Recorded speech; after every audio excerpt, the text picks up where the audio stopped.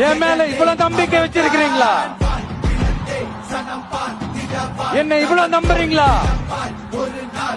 பார்த்துடலாம், ஒரு கை பார்த்துடலாம். சத்தியமா சொல்றேன், நானும் ஒரு 2-3 வாரத்துக்கு முன்னாடி என்னமோ ஏதோ நினைச்சேன்.